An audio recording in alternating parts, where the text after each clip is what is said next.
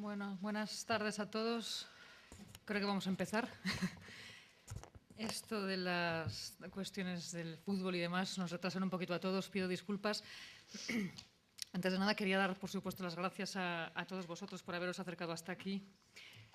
A Ana María Rodríguez Arias, coordinadora del área de literatura de aquí de Casa de América. Muchísimas gracias también por acogernos en una especie de enclave tan acogedor y con tanta historia, ¿no? Un lugar precioso, francamente. Por supuesto, a mis compañeras y contertulias, admiradas, leídas y releídas, Esperanza López Parada, poeta y profesora titular de la Universidad Complutense de Madrid, estudiosa y especialista en la literatura hispanoamericana, y a la que agradezco públicamente el haber hecho posible que Irene esté aquí, ¿no? que haga un pequeño periplo luego también por España. A Irene Grus, por supuesto, también unas encarecidas gracias por estar aquí, bueno, casi recién aterrizada porque llegaste ayer a primera hora de la mañana y, bueno, supongo que un poquito ya aclimatada a esta vorágine madrileña. Bueno, soy Nuria Ruiz de Viñas, pero para quien directora de la colección M, depende de Ediciones La Palma, es una editorial con 25 años de historia y, bueno, bajo los auspicios siempre de la poeta Elsa López. M es una colección que creamos hace aproximadamente un año con el fin de visibilizar la buena literatura escrita por mujeres, ¿no? No solo en el ámbito español, sino también en el Hispanoamérica. Tenemos ya 6 títulos en la calle y 2 de ellos están ahora mismo en imprenta.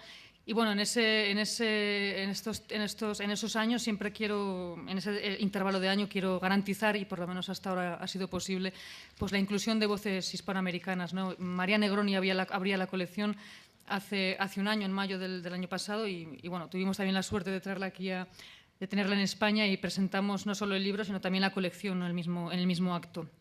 Ahora mismo podemos disfrutar aquí de la presencia de Irene Grus, que francamente es todo un placer. Y bueno, la próxima también que entrará en M es la poeta y ensayista argentina Ivonne Bordelois, que también nos sorprenderá con uno de sus grandes ensayos sobre la lengua y la lingüística. Y bueno, yo probablemente estimo que esté en la calle aproximadamente en junio, julio, son malos meses, pero bueno, inicialmente sería esa la fecha. Bien, aunque inicialmente habíamos planteado este acto, esta charla, como una especie de entrevista con Irene, con una especie de diálogo abierto, pues para un poco entrar un poco en su mundo, finalmente nos decidimos, Esperanza y yo, pues para contarles un poco el pozo que deja la poesía de Irene en cada una de nosotras, ¿no? Que no dejan de ser 2 miradas diferentes, quizá para llegar a un punto en común, ¿no? Un punto de inflexión que pueda tener. Voy a mencionar un poco una biografía de Irene. Ella nace en Buenos Aires en 1950 y tiene libros publicados como La luz en la ventana, en 1982, El mundo incompleto, 1987, La calma, 1991, Sobre el asma, 1995, Solo de contralto, 1998, En el brillo de uno, en el vidrio de uno, 2000, La dicha en el 2004, y bueno, todos estos en género poesía. Escribe también la novela Una letra familiar en 2007 y la obra poética reunida La mitad de la verdad en 2008. También tiene una antología publicada llamada Poetas Argentinas, que abarca un poco los años 1940-1960, que es una recopilación con selección y prólogo de la propia Irene y que salió en el año 2006.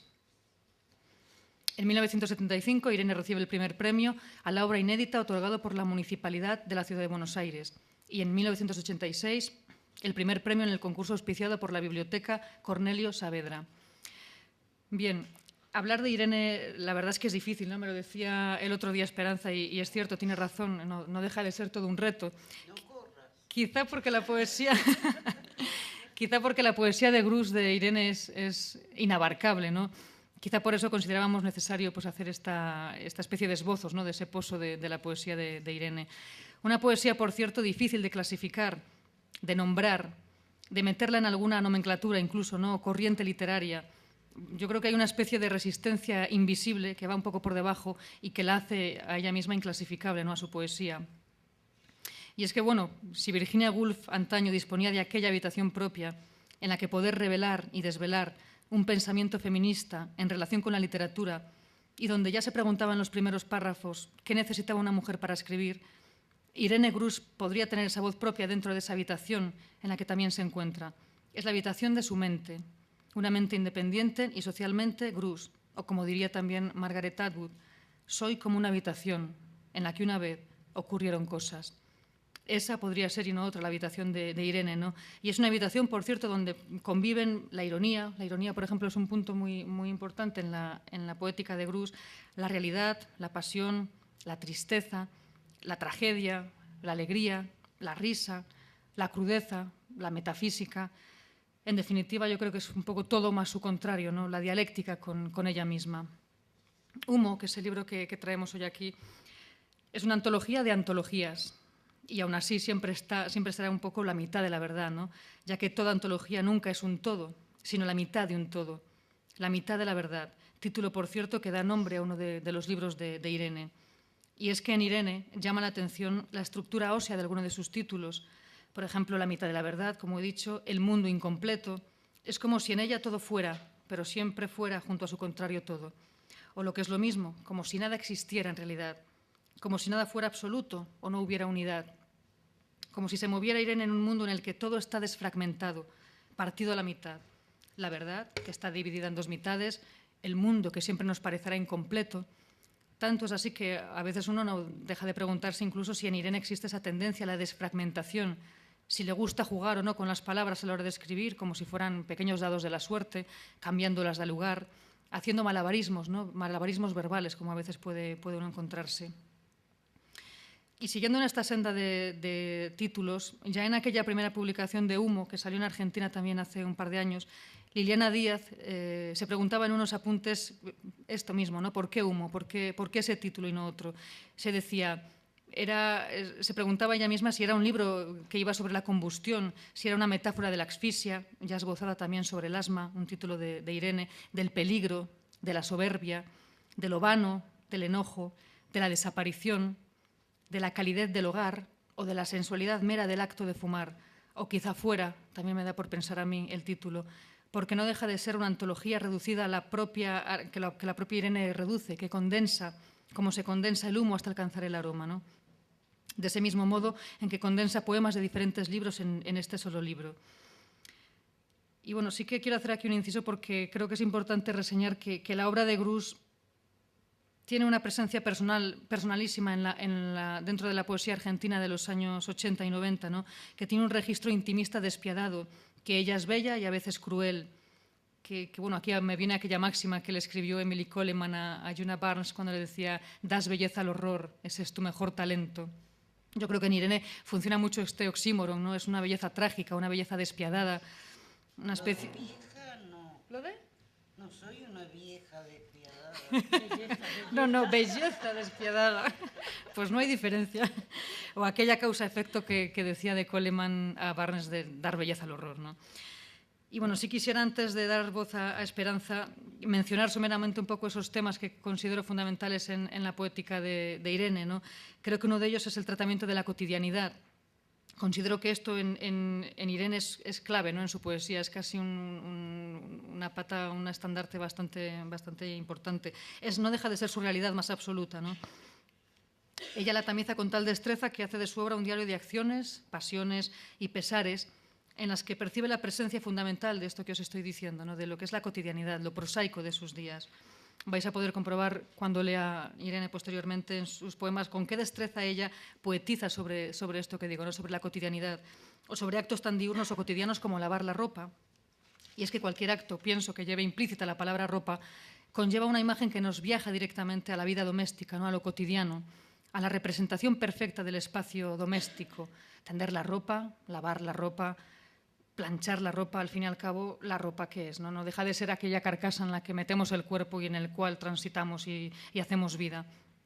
Curioso, por cierto, que en esta antología la palabra ropa aparezca magistralmente casi una veintena de veces, eso me fascina.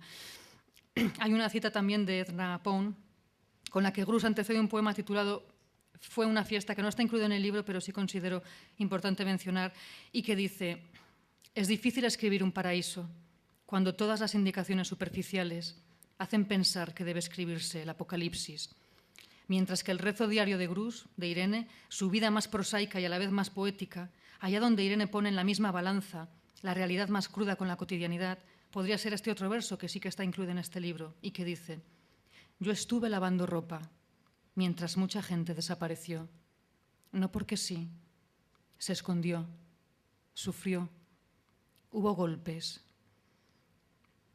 Aquí está, como digo, el paisaje apocalíptico del que hablaba antes de Pound, que vio Pound respondido por Grus, y donde la poeta aborda el dolor y la tragedia mundial, casi universal, por decirlo de algún modo, desde el dolor personal, individualizado, centralizado en un solo cuerpo, en su cuerpo, que está encerrado en esa habitación de planchar quizá o de lavar la ropa, y que por otro lado el acto de lavado no deja también de ser una especie de purga, ¿no? Casi una especie de lavado de palabras, como lavar a mano las palabras. Otro dato también característico en el perfil Grus para mí son las disciplinas artísticas, ¿no? De las que muchas veces parten sus poemas. Algunas artes en general, ¿no? La música, por ejemplo. ¿Cuántas veces caemos en la certeza, yo personalmente sí, de que la música es una disciplina casi necesaria para el desarrollo de una labor poética, ¿no? Incluso podría ir más allá y para el desarrollo de cualquier labor o actividad, ¿no? Y bueno, sí que pudimos comprobar ayer en una conversación que realmente es un amante de la música y se puede ver también evidentemente en sus poemas. Esto es muy sencillo. También sé que y nos contó que estudió música desde los 4 a los 22 años y la abandonó por la escritura, la literatura, estudió medicina, en fin. Pero bueno, música y poesía finalmente no deja de ser un poco todo lo mismo, ¿no? Además, es curioso cómo lleva blogs bautizados con nombres como Casta Diva o como Eterna Cadencia, o poemas incluso titulados Solo de contralto o He perdido una música, ¿no? Todo ello nos lleva a la constancia y a la constatación de que realmente la música es importante en Irene. Y bueno, igualmente, leyéndola, una se percata de las muchas alusiones que hace al cine. Por lo tanto, eso también nos da a entender que es una gran... O sea, esto es algo obvio, claro, que es una gran cinéfila, ¿no? Pero también es un placer que ella te lo corrobore, ¿no? Y que te diga que evidentemente que es así. Pero bueno, también me pregunto si ella como poeta parte de fotogramas de películas o fragmentos de música o de ópera para desarrollar lo que será futurálgicamente el poema, para la elevación del poema, la construcción del poema, o más bien es al contrario, ¿no? ¿Qué fue primero? Si las artes llamaron al poema para elevarlo o fue al revés, ¿no? En definitiva, creo que en la poesía de Irene no hay distracción posible. La poeta lanza un anzuelo cargado de palabras y sale a pescar lectores para lavar y tender la ropa, ¿no? El tono creo que también es un tema bastante importante en Grus. Y bueno, ya Mirta Rosenberg, que incluimos aquí un texto que hablaba de Irene, precisamente del tono, sí que me gustaría leeroslo, es cortito porque dice mucho de ello. De entrada, dice, Grus nos mete en su casa, en su cuerpo, en su yo poético, en su tercera persona, que de todas maneras es siempre primera, y donde nos quedaremos hasta el final del libro. Los poemas compuestos en verso libre, libérrimo, sugieren tanta coherencia y unidad como si fueran perfectas formas cerradas, pero personales. Es la respiración Grus, el énfasis Grus, el encabalgamiento Grus, puestos al servicio de, en sagrado matrimonio con, sus objetos. Condensada desde el primer libro, enemiga de la dilatación, de la dilación, la sintaxis poética se va haciendo cada vez más compleja, dada la repetición enfática y exitosa a citas de poemas anteriores, por ejemplo, de ideas anteriores que ahora se desdicen, pero nunca del todo, porque Grus sabe qué hacer con la ironía, tanto como con la emoción. Un tono, por cierto, que uno sí que se da cuenta de que va cambiando a medida del libro que tengas entre las manos, ¿no? Porque tiene esa destreza casi innata, ¿no? Que en el momento en que tiene un libro en las manos, el tono es otro, no es un tono que pueda decir es el tono exclusivo de ella, ¿no? Alicia Genovese también, por ejemplo, vio este también tono, quizá en una doble voz. Una voz, decía, que según ella expresaba en un mismo gesto el silencio y las palabras, la interioridad femenina y el discurso que se revelaba posteriormente. Y bueno, en la misma boca de Irene, el tono Grus pues sonaría así, porque sí que tiene aquí un fragmentito de poema del tono que yo me voy a permitir la osadía de leer, si me lo permites. Y bueno, es un mero fragmento, pero sí habla de ese tono de Irene, ¿no? Por lo menos en ese título. Mi voz dice lo que no quiere decir. Mi voz dice otro tono. Lo que quiero decir no lo dice. Dice otra cosa. Lo que no digo a veces lo dice mi voz o el silencio. El mío lo dice, pero no se entiende. Mi voz no escucha lo que digo. Yo escucho a mi voz decir otra cosa. Lo que digo no puede oírse, y eso es lógico. Cuando mi voz lo dice a veces, el tono suena desligado de mí. El sonido, el tono, es otro. Lo que quiero decir no se escucha. Mi voz no habla. Semeja un tono cansado de sí, del otro tono que no dice más que un comentario. Grave, baja mi voz cada vez que escucho. Sordo el sonido de lo que digo a veces en un hilo casi al otro, casi. Una sola vez que diga lo que no quiero. Mi voz, oír. Bueno, y es que para Irene la palabra, lo podéis comprobar aquí, se vuelve espacio, se vuelve lugar. Ella dice, estoy lejos de la palabra. Pero a veces esa palabra también es acción, cuando dice, las palabras cambian las cosas. Y a veces, por supuesto, son ficción, cuando mantiene, creo en lo que dicen las palabras, no en lo que son. Por eso me miento a mí misma. Y bueno, finalmente, ya para terminar, estaría el lenguaje detrás de todo, que en Irene creo que se vuelve un ser, como diría Maurice Ponty, ¿no? Que decía, el lenguaje, antes que un objeto, es un ser. O como mantendría Clarice Lispector cuando decía aquella belleza, lo que se escribe no es para leer, sino para ser. Y bueno, pues esta es mi latido Grus. Doy paso a Esperanza y bueno, reitero, por supuesto, mis gracias. Esperanza. Pues, gracias.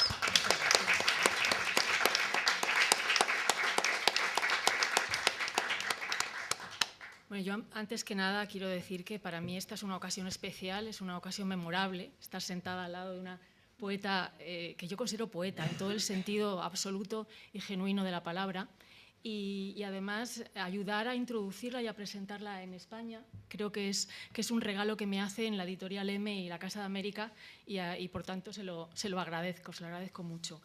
Yo he escrito un pequeño texto porque en presencia de la poeta no me atrevo a improvisar. Entonces, luego hablaremos de tu vena terrible. En la página de entrada a su obra reunida, repasa Irene Grus la presentación que de su primer libro hiciera en su momento Jorge Aulicino. A las vistas de las palabras de Aulicino, unas palabras que estudiaban los poemas de Grus por su afán descriptivo, por la derrota del lenguaje que se presentaba en ellos de un modo contundente, por la falta de certidumbre que era su materia, por la necesidad espiritual continuamente expresada con una dureza y una tangibilidad de vidrio, 16 años más tarde, al revisarlo, Irene confiesa que su disposición ya no es para nada aquella. En 2008, cuando recoge toda su producción en La mitad de la verdad, Irene Grus piensa de manera muy distinta. Ahora su reto es mucho más difícil, nos dice. Su interés consiste en escribir poemas que incorporen a la gente como lector, incluso ella remarca, que incorporen a la gente como obra, lo cual es desde luego endemoniadamente complicado. Conseguir que el poema nos integre, y no de cualquier modo, sino como su producto. Que el poema no sea lo que nosotros hacemos con él, sino lo que él hace con nosotros, y un nosotros que no es ya su exterior, sino su copartícipe. Nosotros en tanto legado del poema, su resultado, sus hijos, en tanto su obra más propia. Nosotros escritos por el poema, en el arco gráfico de su enunciación abierta. Pero una vez que se acepta este propósito de Irene, ocurre que su escritura, compacta, irreductible, inviolable, adquiere un nuevo sentido. En la ficción, por ejemplo, se afirma: he cubierto el cristal con azogue y he hecho un espejo a tu semejanza. Curioso orgullo, cubrir lo visible de mí para que te mires. Así pues, este es el propósito: opacar el poema, volverlo oscuro, reacio, para que el lector entre en el ramillete especular de sus reflejos.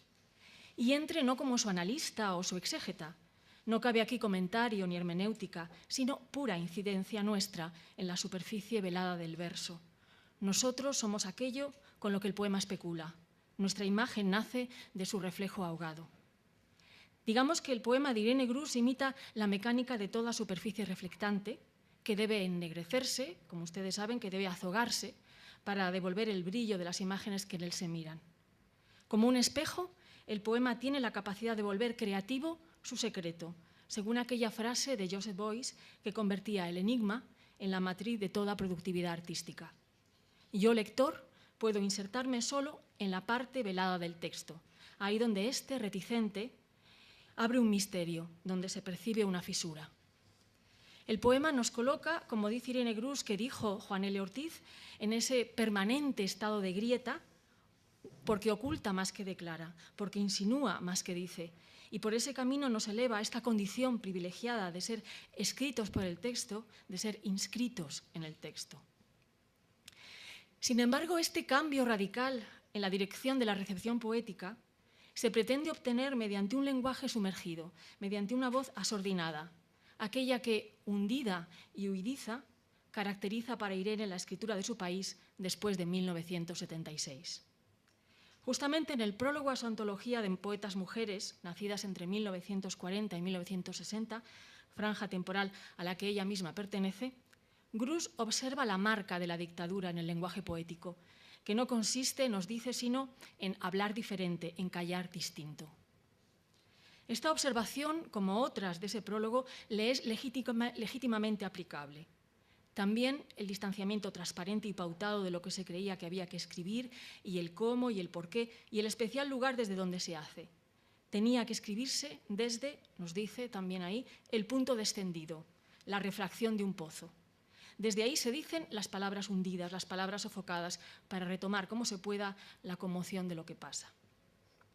Uno de sus poemas más rotundos, mientras tanto, y que ha citado ya, ha leído ya Nuria, pero que yo vuelvo a hacer porque es tan potente que bueno, no importa oírlo 2, 3, 4 veces. En uno de estos poemas, mientras tanto, desciende Irene hacia ese no lugar en lo hondo. Yo estuve lavando ropa, mientras gente desapareció. No porque sí, se escondió, sufrió, hubo golpes. Y ahora no están, no porque sí. Y mientras pasaban sirenas y disparos, ruido seco, yo estuve lavando ropa, acunando, cantaba y la persiana a oscuras. En este caso, el lector, que es obra del poema, no está ni dentro ni fuera, no parece tener ningún sitio en los hechos, como también se exilia de ellos el yo que enuncia, y en eso consiste todo el dolor de su confesión conmovedora. El dolor del poema reside en ese lugar entre, que apenas puede declararse y respecto al cual somos solo oteadores. El pathos del texto radica en ese voluntario zafarse del texto mismo, su refugiarse en la media luz por la que espiamos un significado demasiado brutal para ser dicho, para clamarse en medio de la rutina de las cosas. Insistamos que en este poema el impacto, lo que duele, es este esconderse del sentido, esta reticencia del discurso, ese silencio culpable en el que yo, lector, también colaboro. Pero en este caso, de lo que el poema nos hace partícipes y herederos es de su ausencia, de su no estar presente en medio de lo real del momento, en medio de los acontecimientos de la hora. Lavamos ropa, cantamos con la persiana bajada mientras el mundo se derrumba. La renuencia es la razón última de la escritura contemporánea, decía Julia Kristeva. Por ella se introduce en el discurso una negatividad, una ruptura, la inminencia de un cierto vacío que se debe nombrar, pero sin llegar a agotarlo. Le hablo a la pared, dice Irene Grus. Hay quien escribe poemas en un muro y luego se despide, tira la carbonilla a un lado. Lo mío es hablarle siempre a la pared, antes de que la derrumbe un fuego o el tiempo simple. Ah, ilusa, empecinada en atender lo que calla, lo que dice. Según este poema prodigioso, aquello explícito que consigue decir es solo aquello que calla. Y dice precisamente porque se silencia, porque es a la vez locuaz y esquivo, porque enuncia y disimula enunciado, dentro de una naturalidad engañosa. El poema anterior continúa. Guay del que contradiga lo que la pared dice, el clavo que sujeta el espejo, la foto de mamá, la sangre en el muro, la soga del ahorcado, la de la ropa. Si es la pared la que habla, el muro contra el que me doy de bruces, el discurso pertenece a las cosas, pero a las cosas más negadas, menos cooperantes, a las que imponen un cerco, un obstáculo. Y estas, los enseres, la realia de todos los días, adquieren la fortaleza de un signo, de una señal, la condición tética de un hecho. Porque la poesía de Grus es, desde luego, más tangible, más matérica que ninguna otra, a pesar de, o gracias a ser también, la más reticente. En principio, pareciera que su discurso se dispone en un tono base que prolonga lo común, lo cotidiano, y que jamás altera del todo la norma hasta desconocerla. Nunca la extrema ni la descoyunta. Procede, en cambio, de un modo más sutil, la orada, la desarticula desde dentro. Se trata de elegir esa zona media del habla, una zona verosímil, no radical del diálogo, es Eduardo Milán el que localiza esta manera de proceder, para luego llenarla de huecos. Son estos huecos los que revelan que la naturalidad de la escritura de Grus no es tal, no existe. Un poema de la Grus es como un campo minado, algo habitual y evidente que no obstante guarda implacables sorpresas. Para ello explora esta retórica de lo natural hablado, de lo coloquial común, y lo reinserta en el poema vaciado de su simbólica, reconvertido en lo directo de su expresividad literal. Así, hablar con la pared es una metáfora de la lengua diaria que significa hablar solo, hablar para nadie, hablar sin lograr que alguien nos escuche. Es una expresión retorcida y desesperanzada que Grus devuelve a su valor denotativo. Ella literalmente le habla a la pared, regresando lo metafórico a lo puro semiótico, traduciendo un signo, ya no un símbolo, haciendo del poema una conversación de sordos, un discurso vacuo, un discurso dicho contra un muro. En los poemas inéditos que Humo, la antología publicada por M, nos brinda ahora, bajo el sintomático nombre de Decir un poco, es decir, decir menos que más, decir apenas, recoge Irene Grus un cómputo de estas figuras de la narración suspensa, de la declaración impedida, de la coloquialidad horadada. Lo que se guarda en el tintero, no la tinta, lo que se guarda en el tintero, el moho por el musgo, las pajas por el trigo, la deuda o la duda, no se dice. Lo que quedó en el tintero, aire guardado para morir así. Lo que se barre bajo la alfombra, el polvo no se dice. El hilo, la hilacha, lo que se esconde. Lo que uno tapa con gerundio, énfasis de aquí y de allá, plurales de pájaros, moscas, arreboles, intensidades, vacío que uno tiene y se tapa. ¿Será esto así? ¿Será que el lenguaje es el instrumento menos elocuente que existe? ¿Es el medio que no declara? ¿Lo que menos sirve para la comunicación inmediata y en cambio trabaja en la reticencia? ¿Trabaja para el silencio más enfático, para no decir en realidad, para callar del todo, en ese tiempo de asma con que caracteriza Grus los años que siguen a la dictadura? Tiempo asmático lo llama, en que la respiración obstaculizada impone su ritmo analógico a la frase, el vaivén impedido entre hablar y ocultar el habla. Alicia Genovese, que es también otra poeta de esa década de los 80, en la que comienza Grus a publicar, definía a las escritoras de su quinta como voces encubiertas, voces sobrecargadas de mandatos y deberes que parecerían enunciar, pero siempre como en retirada. Y Francine Massiello las caracteriza con una serie de rasgos: plurivalencia de la palabra, sintaxis distorsionada, juegos con la sonoridad, arcaísmos léxicos, minimalismo de intenciones, que ante todo revelaban una fundante incomodidad frente al lenguaje. Un idioma, por tanto, pulido, sobrio, que sin embargo se ahoga. El alma, dice Grus en un poema, el alma, pero va a haber un asma, ¿eh? El alma es un recipiente de aire, un escenario vacío donde el aire huele rancio, sofoca. Hasta la penumbra huele mal, agobia el asma.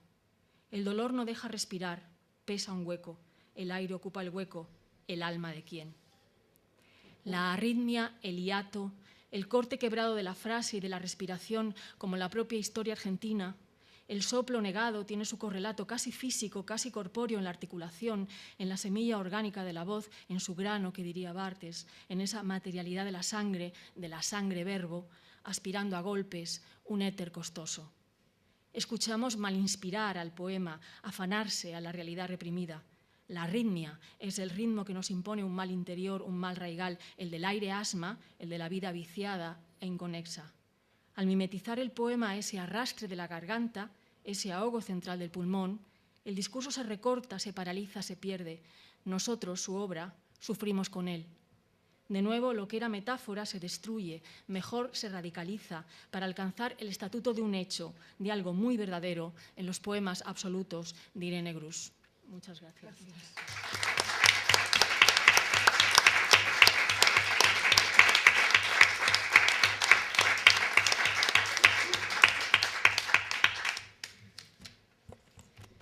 Irene. Bueno, allá voy.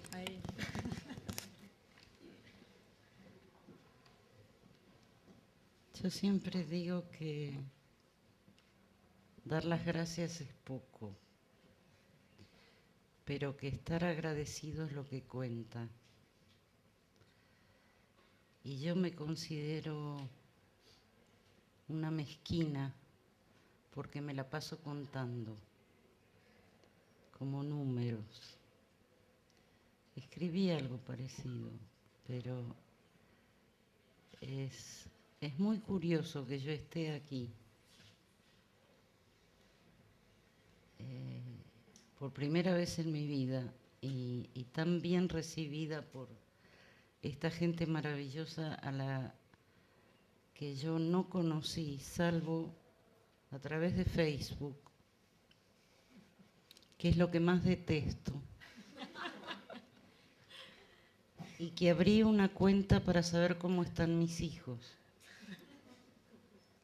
Porque ellos, porque andan en mil cosas, hablan con la nada. Entonces yo me voy enterando de cómo andan. El hecho de haber sido publicada por M con esta gente maravillosa como Nuria y David y otros, porque acá seguramente hubo mucha gente, y los incluyo,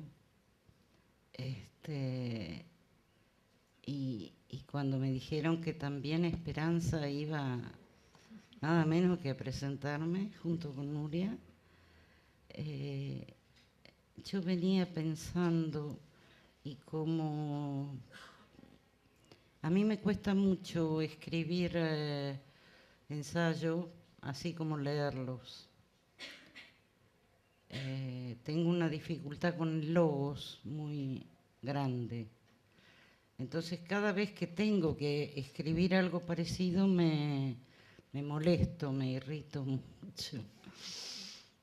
Entonces pienso en lo que he escrito y el estar acá, insisto, no solamente es milagroso en el sentido no religioso, sino místico.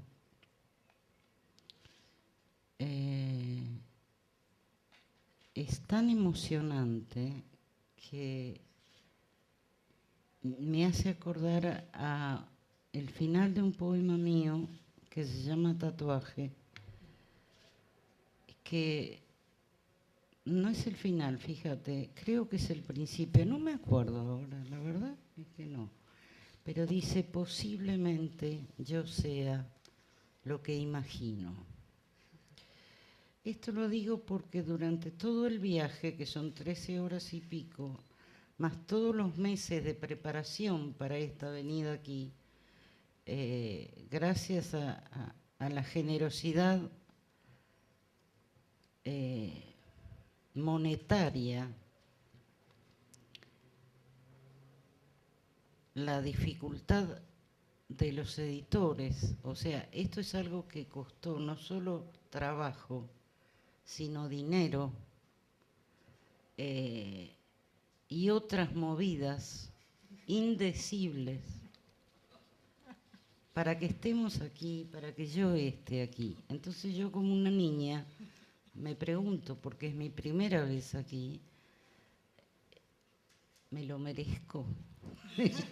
No lo dudes, seguro. Y les quiero contar una cosita antes de ponerme a leer los poemas, que son lo que vale, creo.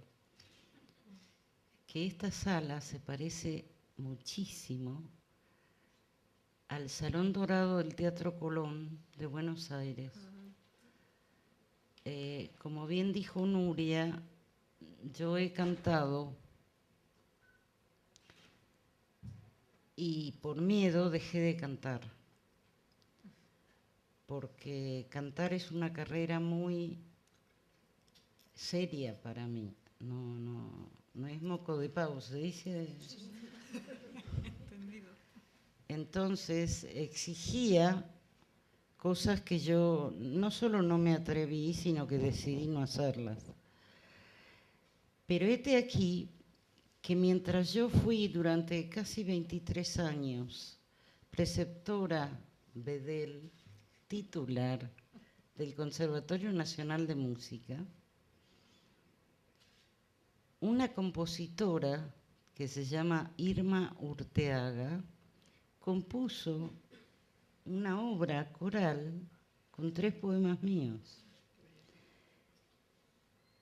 Y la estrenó nada menos que en el Salón Dorado del Teatro Colón. Imagínense, yo era como estoy ahora, sí.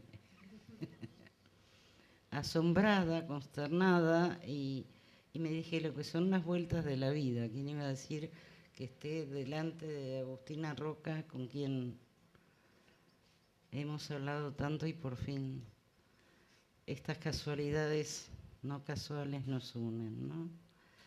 Yo quiero agradecer y responderles a Nuria y Esperanza. En primer lugar, lo mío no es destreza. No. Tampoco esposo. No. Jamás pienso volver a planchar en mi vida. Ni a lavar No, ropa. lavar no hay más remedio. Pero mi madre siempre decía que las tareas de la casa son inútiles porque hay que volverlas a hacer. Cosa que parece nada nuevo, pero uno cuando lava, y cuando yo insisto en el lavado, es como en el humo, es lo que se esfuma, el trabajo que se esfuma, porque hay que volver a hacerlo. Es lo más impiedoso que hay, pero también tiene algo de dicha. A mí me hacía muy feliz lavar, estar al sol cuando pude estar al sol. Después no, porque me mudé a un departamento que no tiene ni balcón, pero el jabón tiene esa cosa de la pompa y también es un acto generoso el ponerse algo limpio.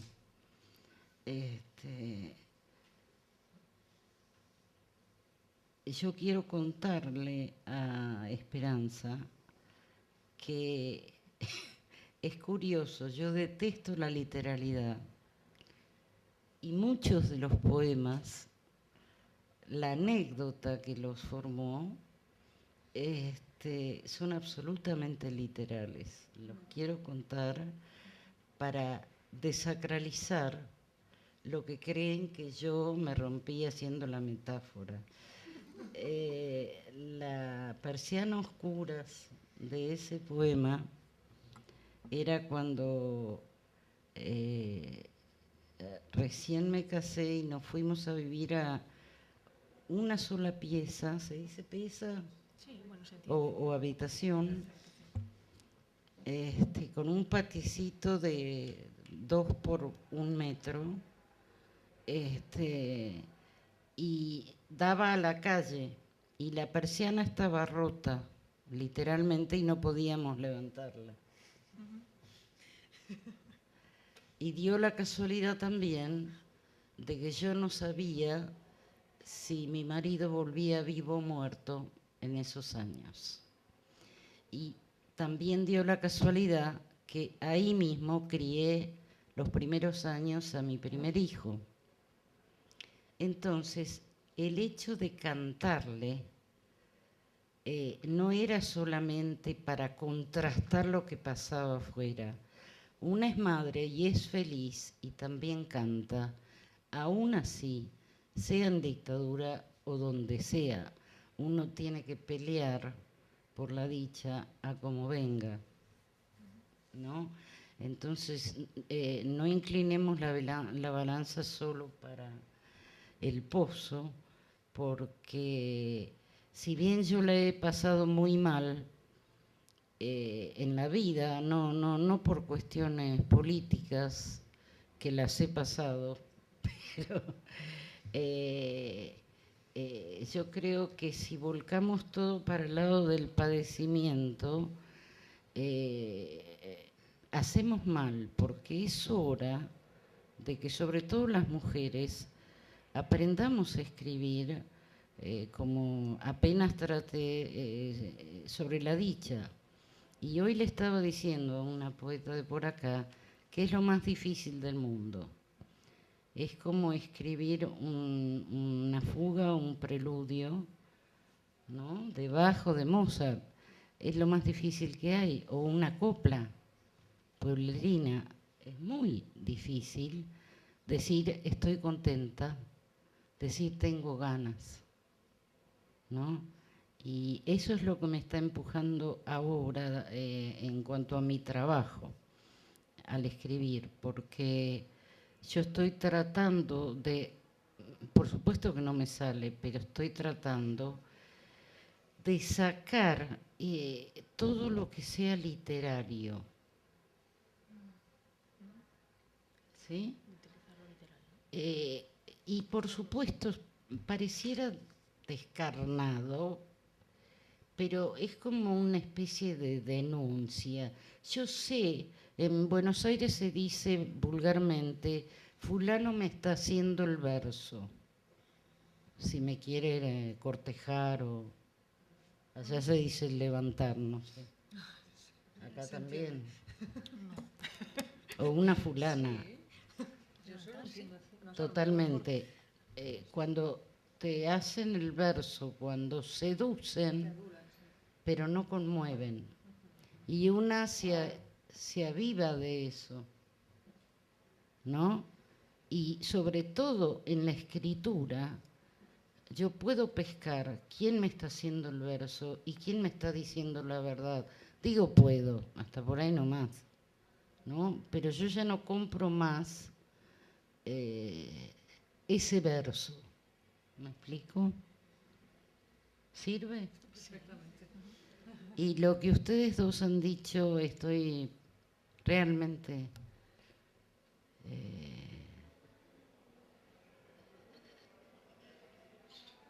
me han pescado. No eras tú la que salía a pescar. Me han pescado. Así que voy a leer.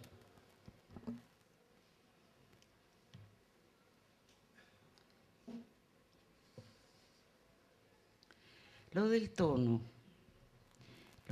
lo quería decir, la anécdota.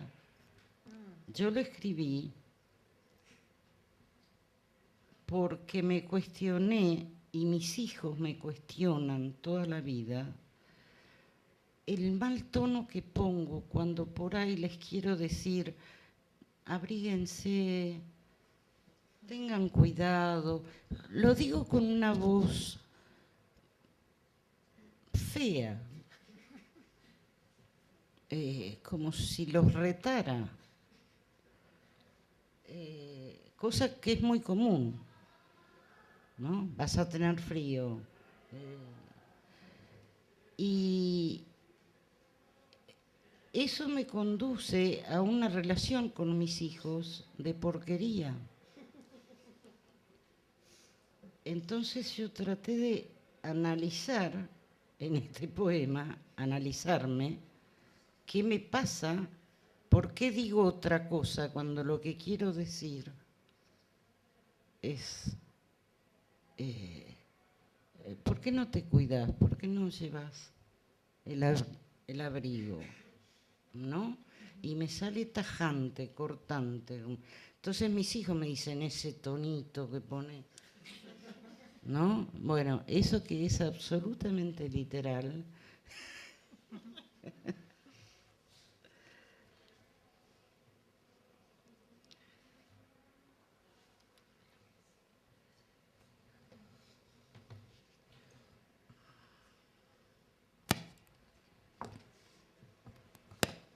Yo no preparé el orden de los poemas. Voy a leer a medida de mostrar lo que me está pasando ahora y de contestarles las maravillas que han escrito. Este poema se llama Sobre el actor.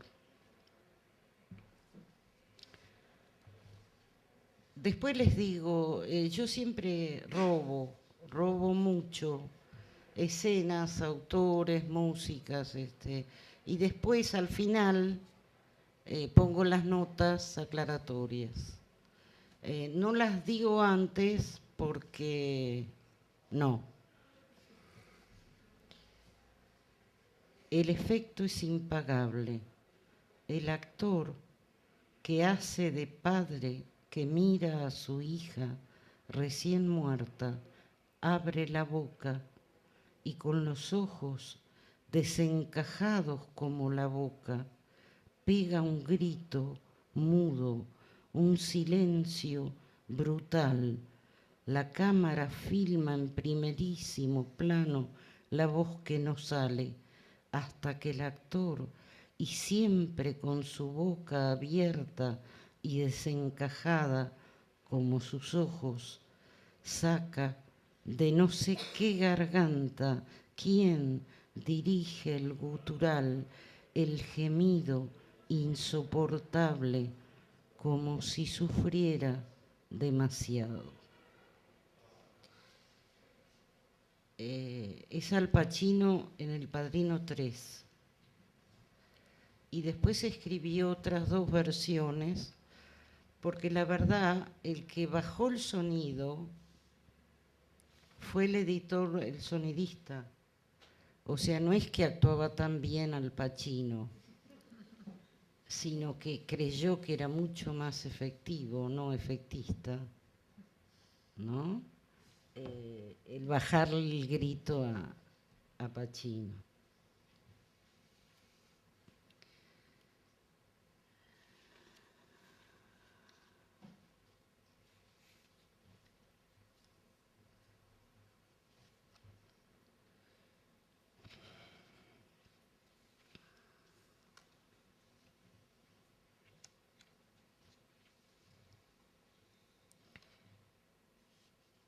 Cada uno es rojo a su manera, como esas palmeras del Edén, tan verdes, tan rojas fueron. Yo estuve allí, pasé vociferando, he aquí la luz del mediodía. Estuve allí, allí pasé la noche, ese rojo evaporándose, desvaneciéndose, de tan intenso fue, tan intenso tuve. He aquí, el pájaro se asombra de que lo miremos picotear asombrados. Todavía es un pájaro rojo.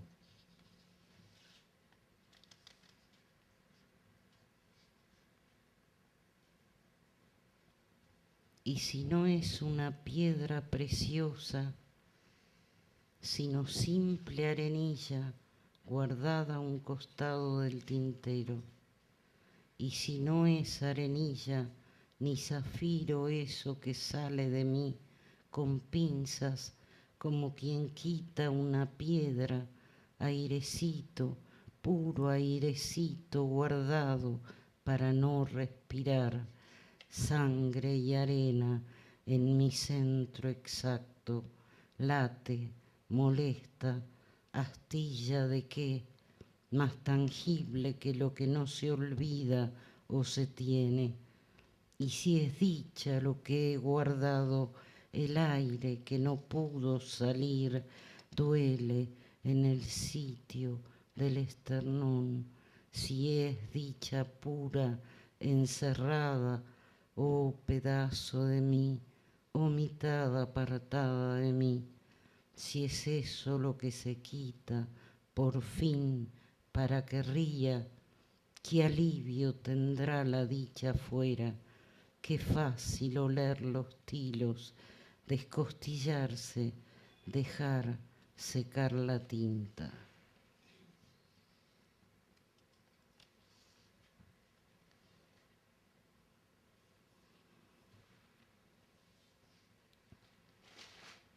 Este se llama El Damasco. No sé por qué estoy leyendo, yo sí sé por qué. Poemas del libro La Dicha.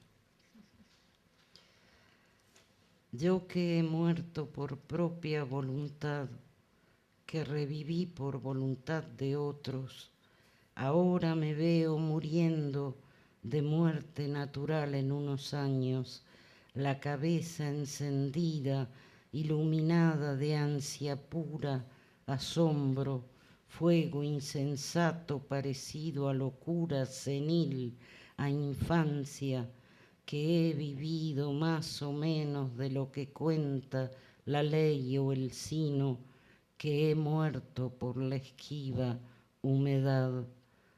Curioso, la risa, como un líquido, me sostiene y aprieta el corazón. He andado así, nunca una meseta ni la tensión superficial del lago. Yo que morí por propia voluntad, dormida sobre un médano, y el sol me ha acariciado, muerta y viva. Ahora disfruto su piedad como un damasco, dulzura inconcebible, insensato damasco que pruebo y río, oscura, dichosa de mí. Voy a leerles este acápite que puse en un poema de René Char porque me encanta. Somos parecidos esos sapos que en la austera noche de los pantanos se llaman sin verse, doblegando con su grito de amor toda la fatalidad del universo. ¿No es precioso?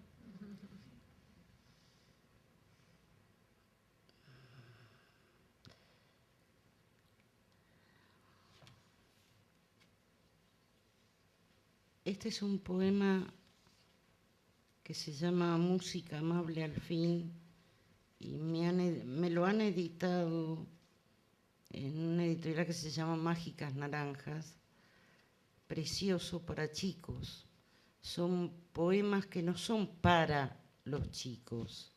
Ellos lo han editado e ilustrado de una manera excepcional. Y la ilustración es de Cecilia Alfonso Esteves, una cordobesa de allá, de la Córdoba, Argentina, ¿no? Encantadora. Porque las hojas de ese arbolito brillan todavía, imagino allá, lejos, el bosque encantado de verano, hasta apuraría la noche a que el bicherío inunde todo de música amable al fin, canto que se ríe de lo grave del mar, allá, a pocos pasos, como el pobre se ríe, como las chicharras y los grillos y los sapos se ríen del mar, allá, lejos, cuando es verano todavía.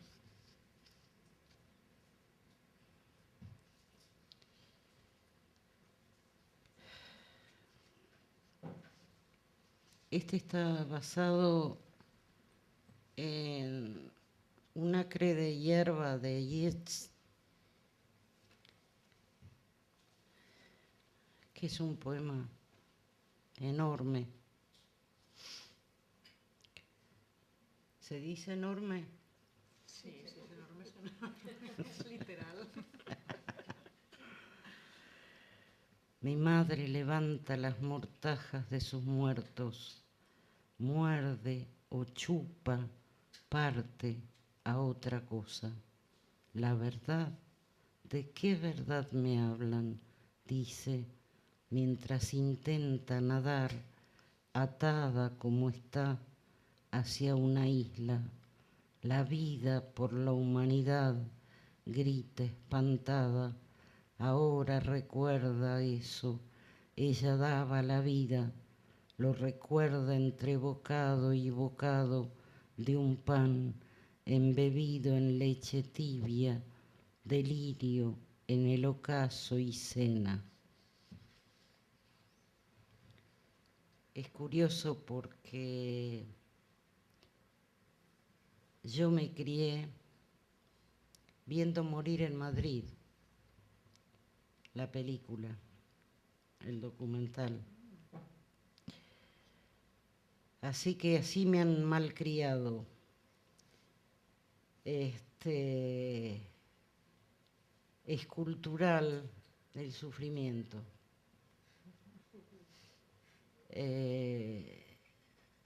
Y también vi hoy en la Puerta del Sol a un viejito agachadísimo, de viejo, contándoles a unos turistas su vida. Y yo dije, este vio morir en Madrid, pero vio literalmente morir en Madrid y está vivo. Y sobre estos adoquines que tienen una historia maravillosa, tan sólida, tan espeluznante, y ver ese contraste, bueno, para mí fue muy dichoso, y sin contar el desfalco que me mandé en el Corte Inglés.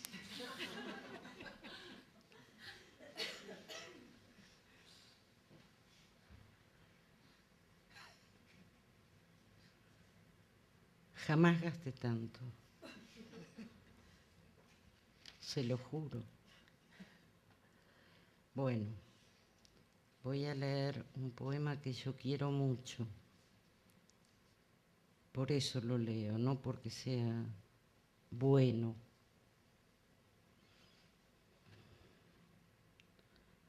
Tan mal no está, pero ¿Cuál es? se llama El té. Ay, delicioso. Yo quería escribir, esto sí lo cuento antes, yo quería escribir sobre una persona, pero usé de personaje a otra, que fue la que me dio letra para apoyarme y escribir sobre aquella persona, ¿no? Esto fue trabajando como correctora en Santillana. Yo corregía los manuales de ciencias naturales. En esa época nos hacían pintar con liquid paper las erratas de los teoremas para los chicos, porque no había tiempo, había que pelicular. Bueno, entonces me basé en esta que, pobrecita. Está sentada frente a mí y hace ruidos con la taza, la golpea sin querer. Está loca, pero la que desea matarla soy yo. Si le comento cualquier asunto, ella pregunta con tono de loca, más que dubitativa, ¿ah, sí? Ahora está diciéndome que hay vidrios rotos en su barriga, la cortan, duele. Miro la taza que golpeaba, intacta, y el té que viene hacia mí, de a poco, rogando algo que no entiendo. El líquido toma una forma que me asusta y al mismo tiempo sé que lo que pide es piedad, ayuda, esté tibio sobre la mesa y es mi hermana.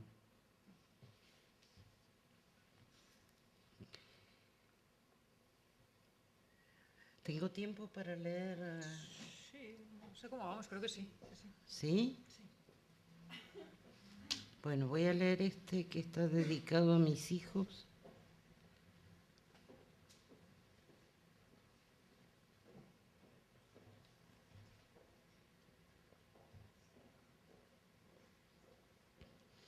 Estoy viva. Acabo de sepultar a mis seres queridos. Aquí en el cementerio los árboles murmuran una música parecida al mar. El sol apenas se entrevé en el cielo, porque empieza el otoño. Camino hacia la salida con una flor en la mano. Antes, cuando eché el primer puñado de tierra sobre mis seres queridos, muertos, el mundo se abría a mis pies como una tumba, mas ahora no. Escucho el viento y ese ulular de ramas es tan hermoso que siento que lloro.